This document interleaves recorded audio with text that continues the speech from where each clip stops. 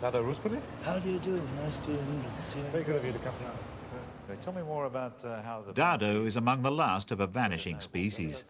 He's an Italian nobleman elegantly going broke because he cares more about living gracefully than hustling for a buck. During the Dolce Vita days in the 50s, he had a reputation as a wild man who woke up at dusk to start a new day with a drink in each hand and a woman on each arm. 30 years later, he has slowed down only to the extent that he sometimes wakes up in the afternoon. His ancestors used to ride horses up the front stairs. Now his businessman brother owns all the grand rooms, whose upkeep is a business in itself. Yes, he's Prince of Cerveteri. He's my younger brother, but he's very serious. He tries to keep up all this, which is very difficult nowadays. Yeah. Why? What's so difficult? The expense of the... The expense of the difficulty of everything becomes a problem in these big houses, you see. The only part of the palace that is still all Dado's is the attic.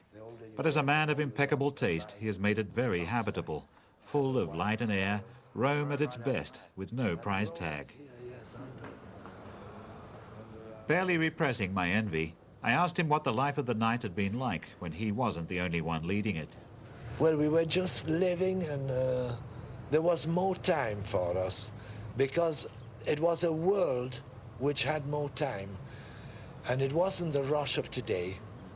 What did you do with all that spare time you had? Well, you had time to live, to enjoy life, to enjoy your friends, to fall in love, to court up a girl.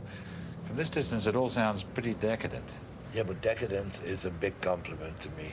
In America, it's an insult. But I think decadence, culture comes from decadence. I mean, barbarians don't create anything. Decadence, it's Greece, it's Egypt, it's decadence makes life beautiful and makes it cultured. Progress needs barbarians, and culture and civilization needs decadence. Call me decadence, if you like to name me. Today, you see, everybody is rushing because it's a different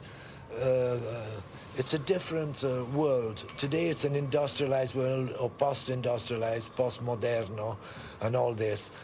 And it's a real rush. I heard the other day a boy in the bar Cafe Greco saying to a girl, "Would you sleep with me?" And she said, "Yes." "Where? In my place or yours?" And he said, "Oh, you are too complicated for me." And he just left.